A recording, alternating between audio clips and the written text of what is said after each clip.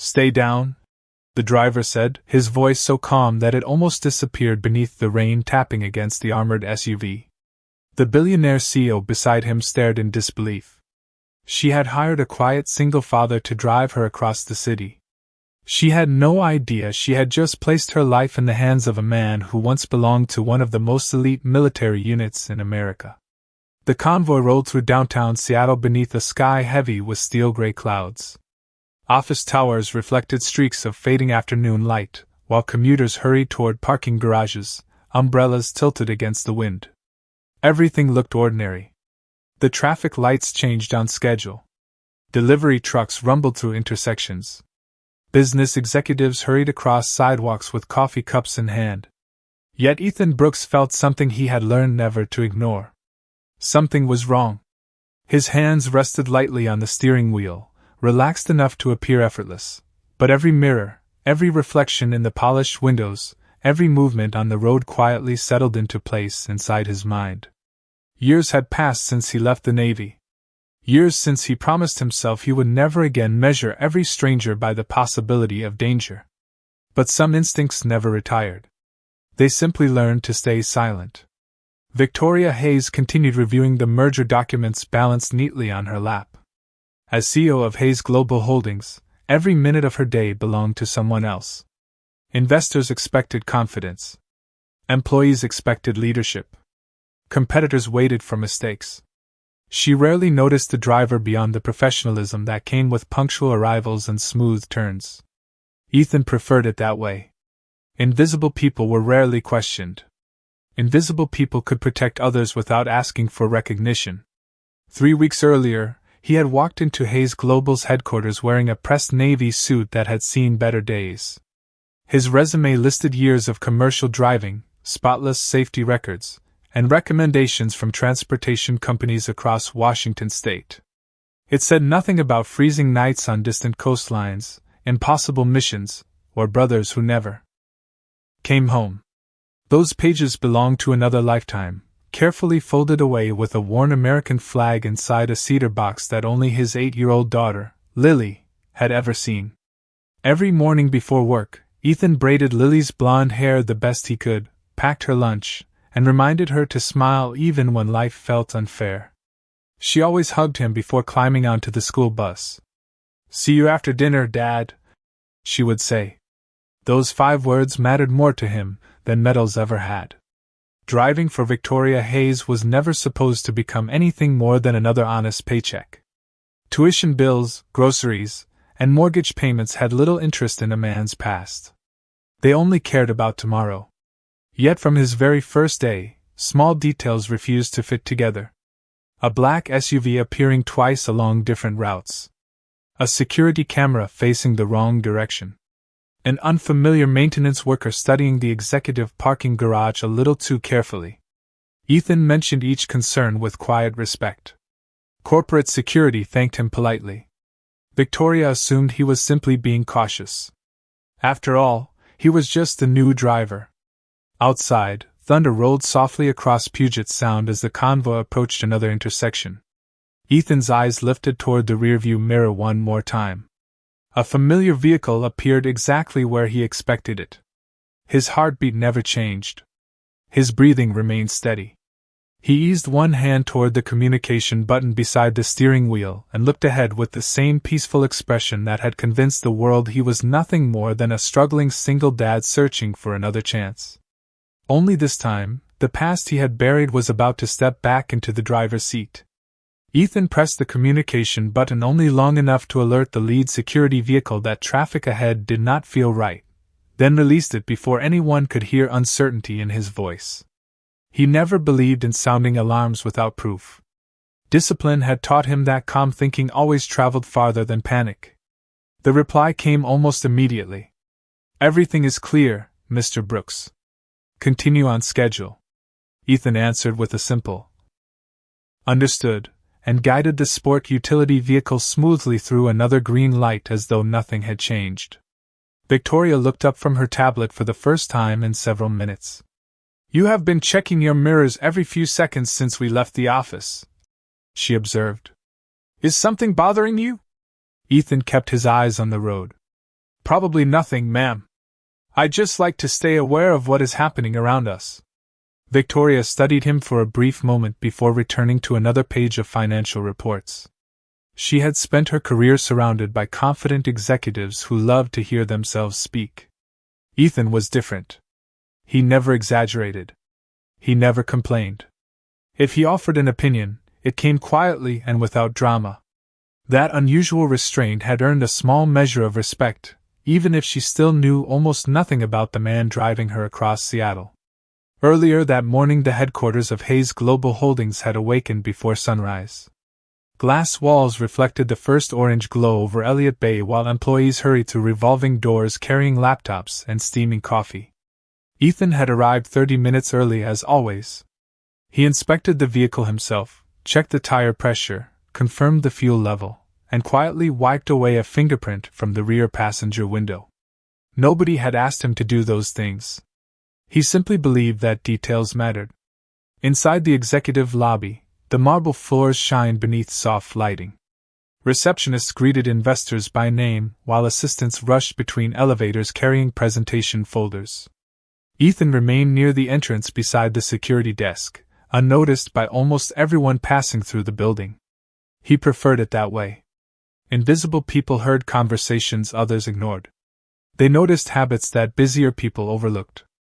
A maintenance contractor entered through a side door carrying a toolbox that appeared unusually heavy for routine electrical work.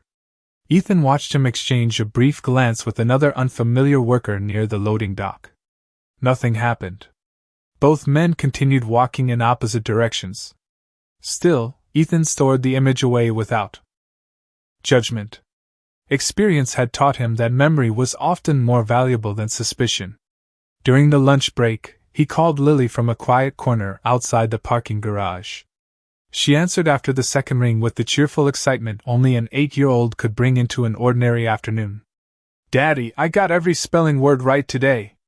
Ethan smiled so naturally that anyone watching would have struggled to recognize the same composed man now responsible for transporting one of the wealthiest women in Washington. "I knew you would," he said warmly. "Did you remember to eat the apple slices?" "Yes." Mrs. Parker said they looked fresh. Ethan laughed softly. "That is because we packed them together before school." Lily hesitated for a moment. "Will you be home before dinner? I promised you pancakes tonight, remember?" "You never break promises." Her quiet confidence settled deep inside him. "No," Ethan replied gently. "I do not." After ending the call, he slipped the phone into his jacket pocket and glanced across the underground garage. One black sedan remained parked with its engine idling, although the driver never stepped outside. Ethan memorized the license plate without reaching for his notebook. When he looked back a few seconds later, the sedan slowly pulled away as if it had simply finished waiting for someone. That evening Victoria emerged from another board meeting looking more exhausted than satisfied. Billion-dollar negotiations had a way of draining even the strongest leaders. She accepted the rear passenger door with a polite thank you before settling into her seat. As Ethan pulled away from the curb, she noticed a framed photograph resting near the front console. It showed Ethan kneeling beside a smiling little girl holding a fishing pole almost taller than she was. "Your daughter?" she asked. Ethan nodded once. "Her name is Lily." Victoria looked at the picture a second longer. "She looks happy." Ethan's eyes met the rearview mirror for only an instant before returning to the road ahead. "She is the reason I make every decision I do." Victoria lowered the photograph carefully back into place. Neither of them realized that somewhere behind the evening traffic, another vehicle had quietly chosen to follow the exact same route once again. The next morning arrived wrapped in cool mist drifting across the Seattle waterfront, softening the outlines of ferries and glass towers until the city looked almost peaceful. Ethan Brooks parked beneath the executive entrance 20 minutes before his scheduled pickup, just as he always did. Routine had become part of his character long before it became part of his profession. He stepped out, walked once around the vehicle, checked each tire, opened the rear passenger door, and quietly inspected the interior. Everything appeared exactly as it should, yet something continued to press against the edge of his thoughts like a faint sound heard through a closed door. He closed the door gently and looked across the street. A silver sedan sat beside the curb with its engine running. The driver never looked up from a newspaper resting across the steering wheel. Ethan memorized the vehicle anyway. A few minutes later the sedan pulled away without ever dropping off or collecting a passenger. Victoria Hayes emerged from the lobby carrying a leather portfolio and a cup of black coffee. Her assistant hurried beside her while reading the day's schedule. Board meeting at 9. Charity Foundation luncheon at noon. Meeting with the Governor's Economic Council at 3. Victoria nodded without slowing her pace. Anything else? Only one unusual message, her assistant replied. Someone called again asking for details about your afternoon route. Security declined to answer.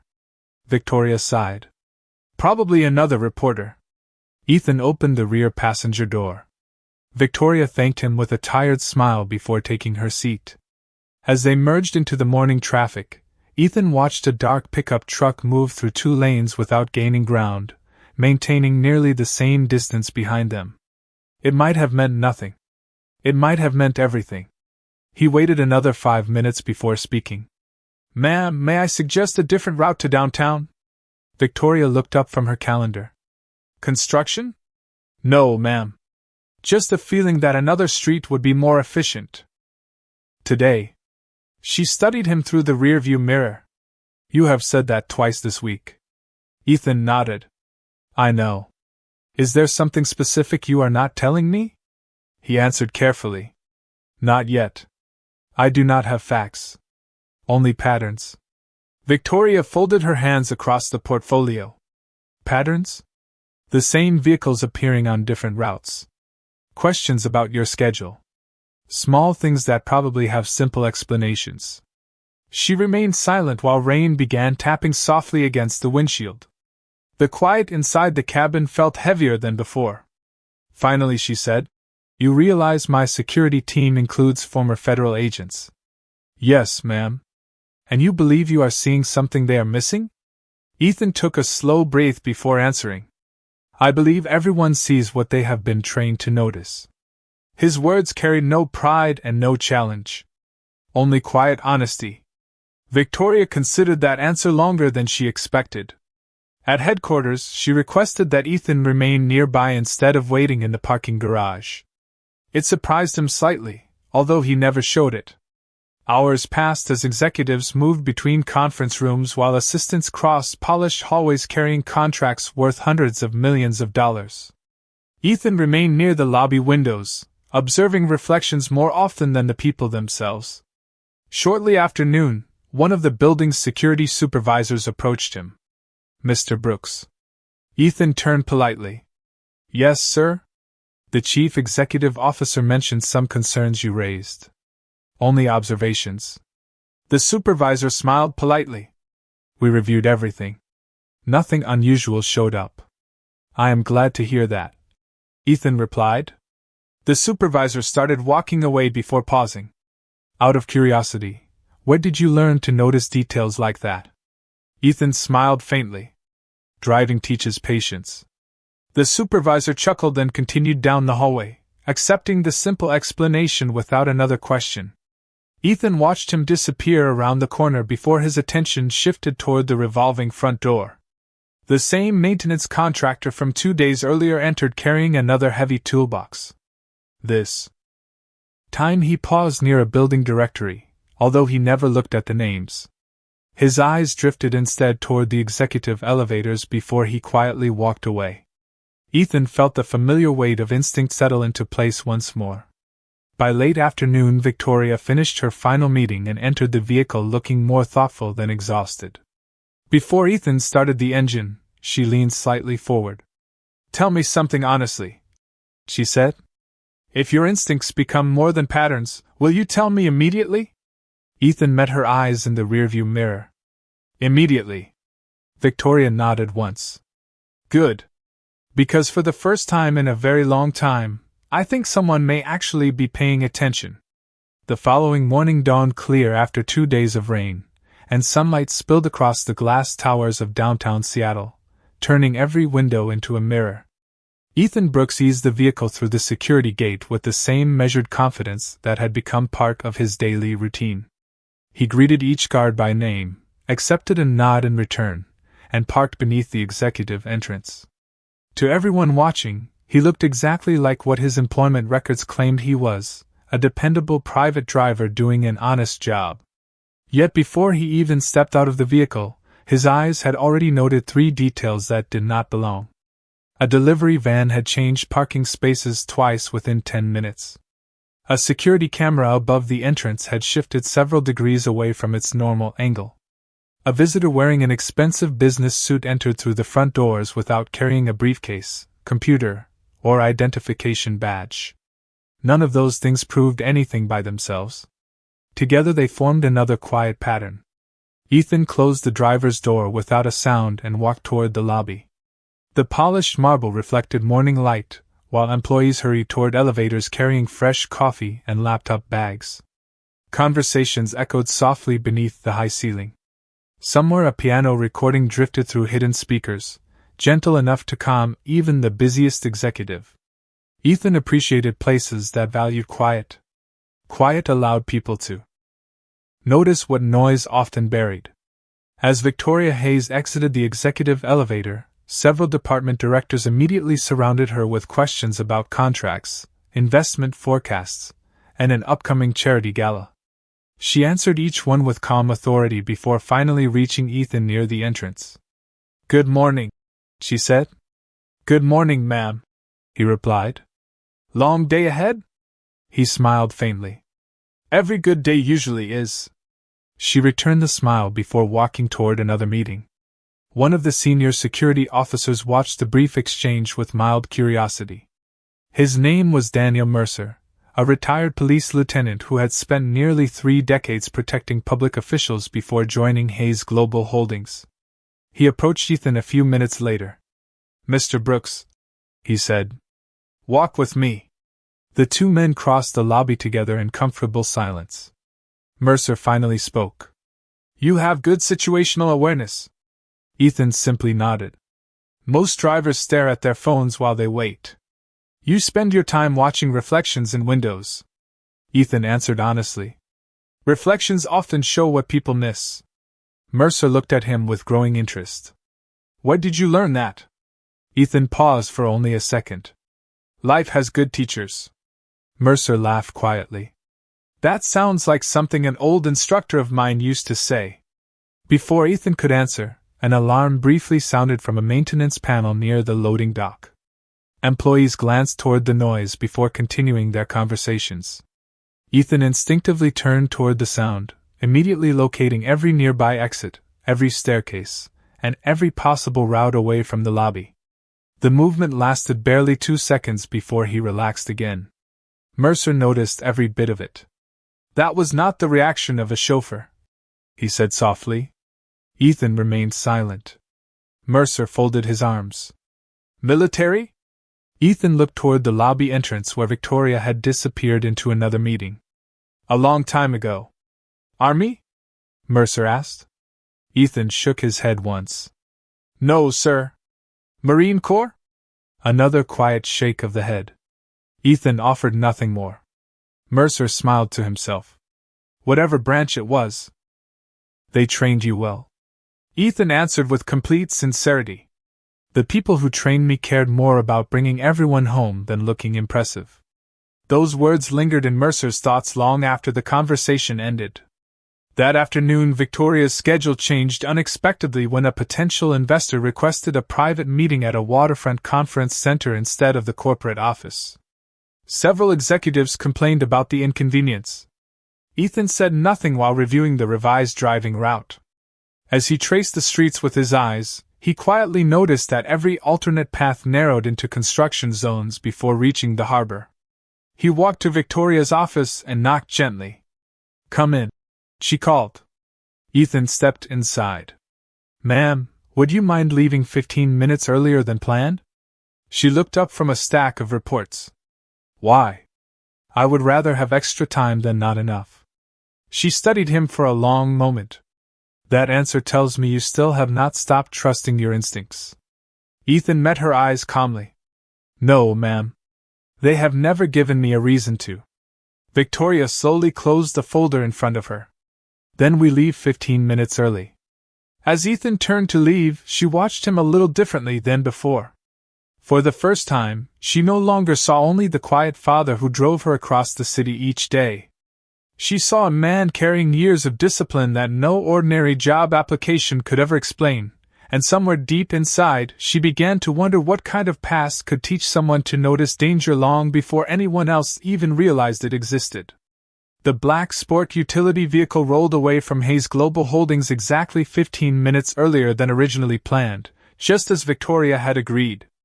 Afternoon sunlight shimmered across Elliott Bay, and the streets carried the familiar rhythm of downtown Seattle as office workers hurried toward coffee shops and waterfront restaurants.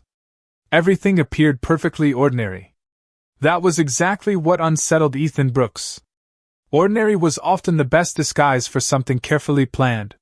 He guided the vehicle through light traffic while the lead security vehicle remained several car lengths ahead, and another followed behind. Victoria reviewed notes for the investor meeting, occasionally looking through the side window at ferries crossing the water. After several quiet minutes, she looked up. "You seem more focused than usual." Ethan smiled politely. "I am simply paying attention, ma'am." "Do you always drive like every trip matters?" she asked. "Every trip matters to someone," he answered. She considered the reply without speaking again. A few blocks later, Ethan noticed a delivery truck parked along the curb with its hazard lights flashing. Nothing unusual about that. 20 yards farther ahead, another utility vehicle occupied part of the right lane, forcing traffic into a slower merge. Again, nothing unusual by itself. But then he noticed something that made the small details connect. The dark pickup truck he had seen repeatedly over the past several days appeared once more in the mirror, maintaining the same careful distance while never attempting to pass. Ethan quietly touched the communication button. "Lead vehicle, this is Brooks. Recommend alternate route through Harbor Avenue." A short pause followed. "Negative. Current route remains clear." Ethan acknowledged the instruction without argument, but his eyes never stopped moving. Reflections danced across store windows. Pedestrians crossed with shopping bags. A cyclist waited patiently at a crosswalk. The city continued breathing normally while a quiet uneasiness settled deeper inside him. They approached a construction zone where orange barriers narrowed 3 lanes into one. Workers in reflective vests stood near heavy equipment, but something felt incomplete. Ethan counted quickly. 2 excavators. 1 paving machine. 6 workers. Then he noticed 3 men wearing identical safety vests whose boots were spotless despite standing inside an active construction site.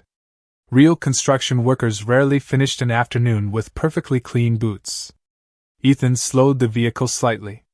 The security vehicle ahead had already entered the narrowed lane. The trailing vehicle remained several lengths behind. Victoria looked up from her papers. "Why are we slowing down?" "Because I would rather arrive late than rush into uncertainty." Before she could answer, the traffic signal ahead unexpectedly switched to flashing yellow as several maintenance signs illuminated at once. Cars in front began slowing naturally, creating a brief bottleneck without any panic. Ethan gently guided the vehicle toward a wider shoulder near the entrance of a public parking area instead of continuing directly into the narrowing lane. The movement appeared so smooth that nearby drivers barely noticed it. "What are you doing?" Victoria asked quietly. Ethan kept his voice calm. "Giving us options." The lead security team radioed immediately. "Brooks, why did you leave formation?" "Please verify the construction permit ahead," Ethan replied. "Something does not feel consistent." Several long seconds passed before the response returned, this time carrying a different tone. "Stand by." Ethan remained motionless with one hand resting lightly on the steering wheel. He watched the construction crew through the windshield. One worker briefly touched an earpiece before looking toward the stalled traffic. Another glanced toward the security convoy instead of the equipment. Then, almost at once, the 3 men calmly walked away from the work area in different directions without speaking to anyone. Ethan quietly exhaled. Victoria followed his gaze. They are leaving. Yes, ma'am. Do you know why? Not yet. Another radio transmission interrupted the silence. It was Daniel Mercer. His normally confident voice sounded unusually serious. Brooks, City Transportation confirms there is no scheduled construction project at that intersection today. The interior of the vehicle became perfectly still. Victoria slowly lowered the folder from her lap. Then what have we been looking at? Ethan watched the empty construction lane as city workers in authentic uniforms began arriving from the opposite direction, clearly confused by what they found. His answer came quietly, almost as though he were speaking to himself. A rehearsal, a test, or an invitation. I do not know which one yet. Mercer spoke again over the radio. Everyone returned to headquarters. Immediately. Ethan started the engine without hesitation and made a smooth turn back toward downtown. He never accelerated suddenly. He never displayed fear. Yet as the skyline reflected across the windshield once more, one truth settled firmly into his mind.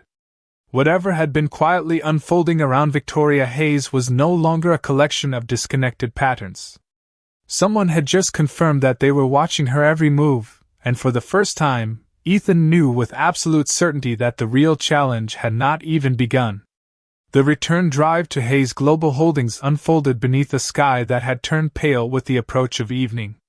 The city lights slowly awakened one building at a time while the last glow of sunset faded behind the Olympic Mountains. Inside the vehicle, silence carried more weight than conversation. Victoria Hayes no longer looked at financial reports. She watched the streets through the window, replaying everything that had happened near the false construction site. Daniel Mercer had ordered every member of the executive security team to meet in the operations center the moment they arrived. Maps covered one wall. Live traffic cameras filled another. Security specialists compared timestamps, photographs, and city maintenance records, yet every answer created two new questions. The construction equipment had vanished before local authorities arrived. Temporary signs had disappeared. Even the workers could not be identified on nearby surveillance footage because every person had entered and exited through different streets. Mercer rubbed his forehead in frustration. Someone planned this carefully. No one argued. Victoria sat quietly at the conference table while Ethan remained near the doorway, saying nothing unless someone addressed him directly. One analyst finally spoke. Mr. Brooks, you recognized something before anyone else. What exactly did you see? Ethan answered calmly. Nothing dramatic. The booths were clean.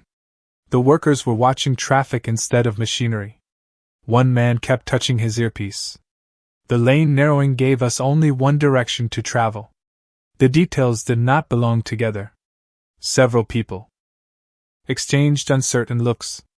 Mercer folded his arms. Most people would never notice those things. Ethan simply replied. Most people have different experiences. Before anyone could ask another question, Victoria interrupted gently. He warned us before we even reached the intersection. The room became quiet. Mercer nodded once. He did. Another member of the security team cleared his throat. From now on we change every travel route, every departure time, and every public appearance until we know who is behind this. Victoria agreed immediately. Do it. The meeting ended after another hour, but Ethan remained behind as Mercer organized reports. Mr. Brooks, Mercer called. Ethan turned. Would you mind helping me review tomorrow's transportation plan? Ethan stepped toward the digital map. His eyes moved across the streets almost effortlessly. This bridge creates a bottleneck during morning deliveries. This avenue has too many blind corners. This parking entrance forces vehicles to slow below 10 miles per hour. Mercer looked at him with growing disbelief. You evaluated all of that in less than 30 seconds. Ethan answered with a faint smile. Habit. Mercer leaned against the table. I spent 30 years protecting judges, governors, and federal witnesses. I have trained with experienced agents from several agencies. You think differently than any driver I have ever met. Ethan remained silent. Mercer continued. Who trained you? Ethan lowered his eyes for a brief moment. Good people. Military? Mercer asked again. Ethan offered the same quiet answer. A long time ago. Mercer recognized the respectful boundary and chose not to press further. Later that evening, Ethan finally returned home to a modest white house on a peaceful suburban street. The porch light was already glowing. Before he reached the front steps, the front door flew open and Lily ran into his arms with the joyful energy only a child could carry after waiting all day. You are late, she said, pretending to sound serious. Ethan laughed softly. I know. I owe someone pancakes. And extra syrup. That seems fair. Inside the small kitchen, the scent of butter and maple syrup soon filled the air. Lily talked excitedly about school projects, spelling tests, and a stray cat that had started visiting the playground. Ethan listened with complete attention. During those moments, the worries of the day seemed to disappear. Lily suddenly looked at him across the table. Daddy? Yes? You keep looking out the window tonight. Ethan paused before smiling gently. Old habit. From before Mommy went to heaven? He nodded slowly. Yes. Lily reached across the table and placed her small hand over his. You always tell me that good people pay attention because they care. Ethan felt his throat tighten slightly. That is true. Then I am glad you pay attention. He squeezed her hand gently. So am I. Much later, after Lily had fallen asleep, Ethan stood alone on the front porch with a warm cup of coffee. The quiet neighborhood rested beneath soft porch lights and distant stars. Everything looked peaceful. Yet across the street, parked beneath the shadow of a tall cedar tree, a dark sedan remained motionless for several minutes before slowly driving away without its headlights. Ethan watched until the vehicle disappeared around the corner. His expression never changed. He simply set down the untouched coffee, stepped back inside, and quietly locked the front door, knowing with complete certainty that whatever had begun around Victoria Hayes was now moving dangerously close to the only family he had left. Morning arrived beneath low gray clouds that stretched across Seattle like a quiet warning. Ethan Brooks left home before sunrise after making blueberry pancakes for Lily and leaving a handwritten note beside her lunchbox that read, "Have a wonderful day. I will be home for dinner." He smiled as he closed the front door behind him, but the image of the unfamiliar sedan parked outside the previous night never left his thoughts. When he arrived at Hayes Global Holdings, the atmosphere had changed. Additional security officers stood near every entrance. Identification badges were checked twice. Visitors waited longer than usual before entering the building. Daniel Mercer greeted Ethan with a serious expression. We spent half the night reviewing every camera we could find, he said. The people at that fake construction site disappeared without leaving anything useful behind. Ethan nodded quietly. Professionals rarely leave what they do not intend to leave. Mercer looked at him carefully. You say things like someone who has seen this before. Ethan simply replied, Some lessons stay with you. Before Mercer could continue, one of the analysts hurried across the lobby carrying a tablet. Sir, federal investigators are here. Moments later, 2 representatives from a federal protective task force entered the operations center. They explained that similar surveillance patterns had recently appeared around several high-profile business leaders across the West Coast. No direct attacks had occurred, but carefully organized rehearsals, route studies, and security observations had all been documented. Victoria listened without interrupting. So someone has been studying us, she said. That appears to be the case. One investigator answered. We recommend minimizing public appearances until we identify the organization responsible. After the briefing ended, Mercer gathered his team to review emergency procedures. Ethan quietly stood near the back of the room until one of the investigators glanced toward him. The older man narrowed his eyes for a brief moment, as though searching an old memory. He walked closer. Excuse me, he said politely. Have we met before? Ethan smiled faintly. I do not believe so. The investigator studied him another second before slowly shaking his head. You remind me of someone I worked beside years ago. Ethan offered no explanation, and the conversation ended there.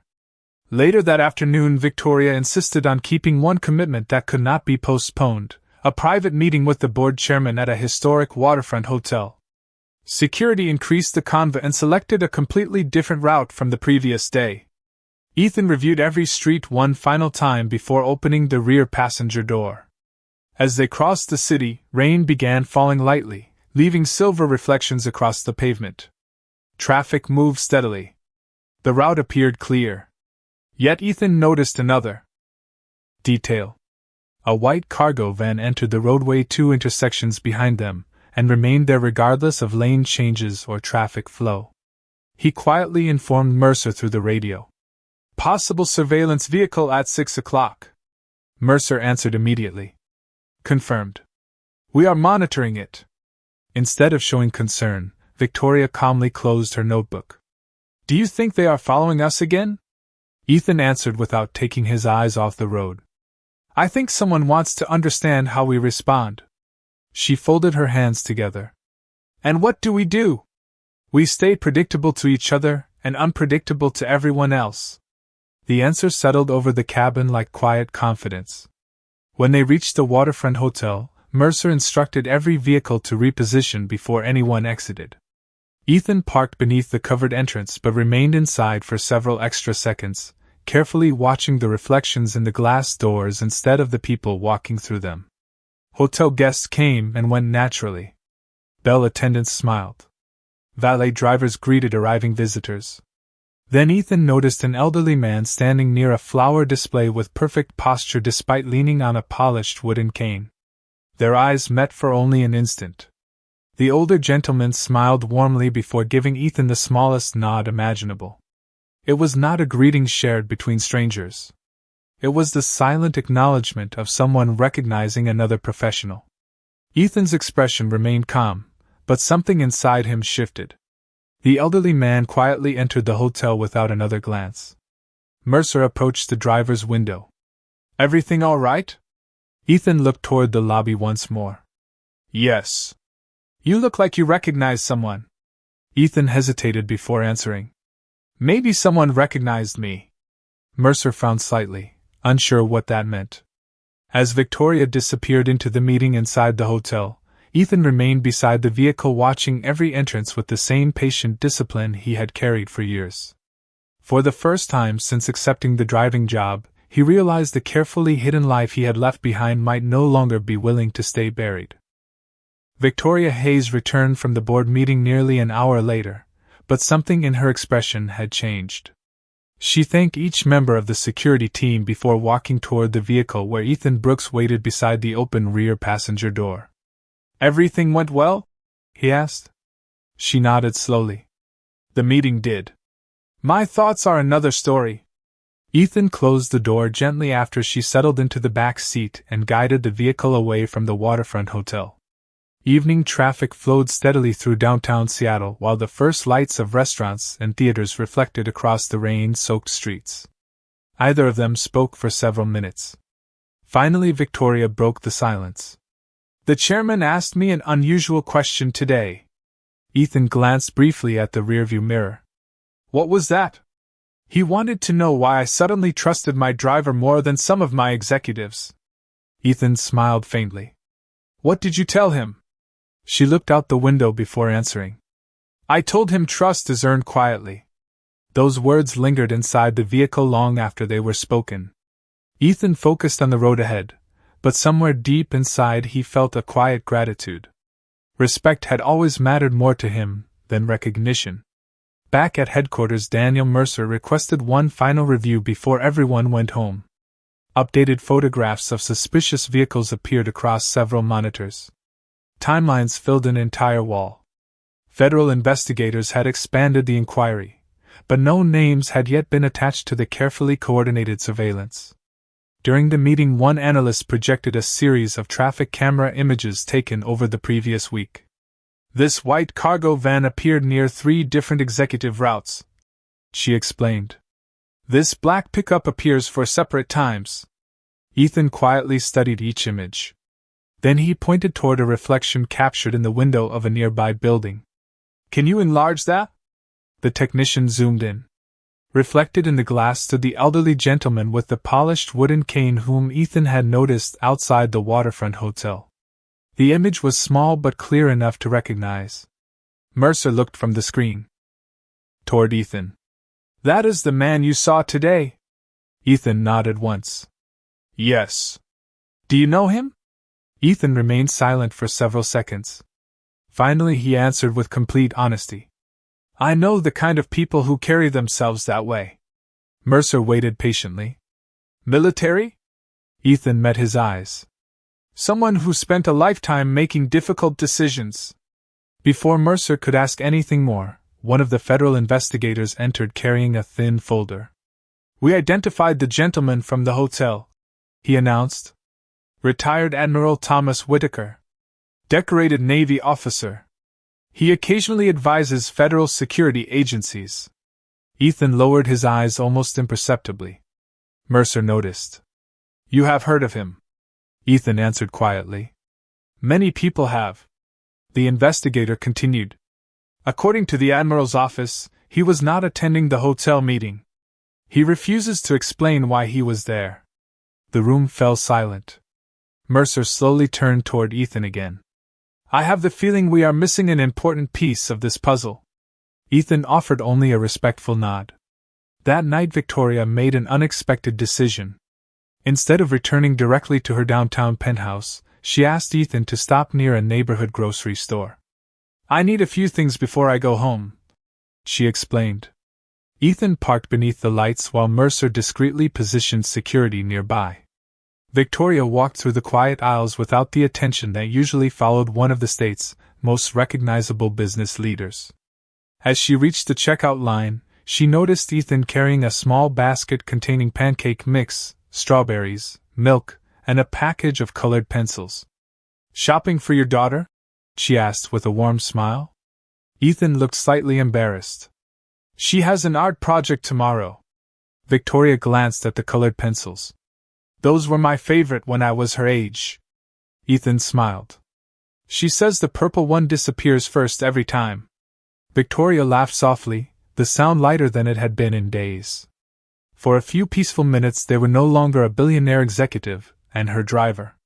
They were simply two adults who cared deeply about the children they had once been and the people they loved now. As they stepped outside carrying their bags, Ethan paused almost imperceptibly. Across the parking lot, beneath a row of maple trees, the elderly Admiral stood beside a modest sedan. He did not approach. He simply removed his cap, offered Ethan a respectful salute so subtle that no one else noticed, then quietly drove away into the Seattle night. Victoria looked at Ethan with puzzled curiosity. Do you know him? Ethan watched the disappearing taillights until they vanished beyond the intersection. His answer came barely above a whisper. I think he knows who I used to be. The following morning the rain had finally given way to clear blue skies, and sunlight poured across Seattle as though the city itself had been offered a second chance. Ethan Brooks arrived at Hayes Global Holdings before anyone else, just as he always did. He completed his quiet inspection of the vehicle, checked every mirror, every tire, and every door, then stood for a moment watching the reflection of the building shimmer across the polished hood. His routine had never been about habit alone. It had always been about responsibility. A few minutes later Daniel Mercer approached carrying a sealed envelope. This arrived before sunrise, he said. No return address. It was delivered directly to my office. Ethan accepted the envelope and carefully opened it. Inside rested a single white card embossed with the seal of the United States Navy. Beneath it were only two handwritten sentences. You kept your promise. Your country has never forgotten your service. Ethan quietly folded the card and slipped it back into the envelope without another word. Mercer looked at him with patient respect. I think it is time I stopped asking questions. Ethan smiled gently. That would probably be wise.